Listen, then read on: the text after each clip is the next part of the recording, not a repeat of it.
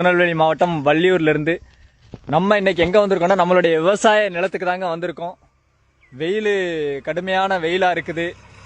மழை இல்லை. நேற்று லேசா 2 தூறல் போட்டதுனால ஏற்கனவே உழுது போட்டிருந்த நிலங்களை பாருங்க.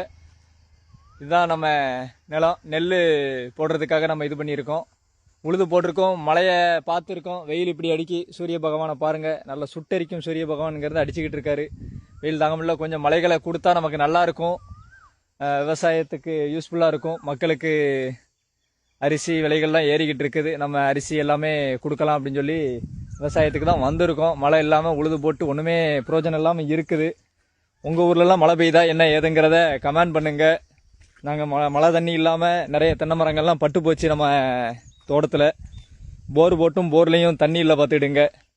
நான் இப்போ மழை பெஞ்சிருக்குது. உழுதெல்லாம் இன்னொரு உழுதுட்டு விதை நெல்லை விதைக்கலான்னு பார்த்துக்கிட்டு இருக்கோம். அடுத்த ஒரு மழைக்காக காத்துக்கிட்டு இருக்கோம். மழை இல்லை. கட்டாயமாக மழை பெய்யணும்னு நீங்களும் வேண்டிக்கிடுங்க. விவசாயம் செழிக்கணும். விவசாயிகள் நல்லா இருந்தால் தான் நாம் நல்லா இருக்க முடியும். விவசாயிகள் நமக்கு விளைய வச்சு கொடுத்தாதான் நமக்கு உணவு கிடைக்கும் பார்த்துக்கிடுங்க. அதனால் விவசாயியை வாழ வைப்போம். நம்ம இடத்த பூரா பார்த்துக்கிடுங்க. இதான் நம்ம இடம். சின்ன இடம் தாங்க, பெரிய இடம் ஒன்றும் இல்லை. ஒரு 4-5 பனை மரம் இருக்குது. இதில் நொங்கு சீசனில் காய்க்கும். ஏப்ரல் மேல வந்தீங்கன்னா நொங்கு வெட்டி தாரோம். உங்களுக்கும் தாரோம். நீங்களும் வாங்க நம்ம தோட்டத்துக்கு நொங்கு வெட்டி சாப்பிட்லாம்.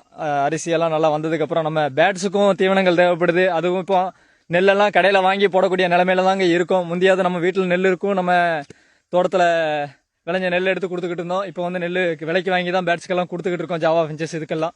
அது மாதிரி உங்கள் வீட்டு பேட்ஸுக்கும் நீங்களும் சின்னதாக இடம் இருந்துச்சுன்னா விவசாயம் பண்ணுங்கள். சின்ன காய்கறி தோட்டங்கள் இதெல்லாம் போடுங்க. விவசாயத்தை வாழ வைப்போம். ஜெய்ஹிந்த். நன்றி.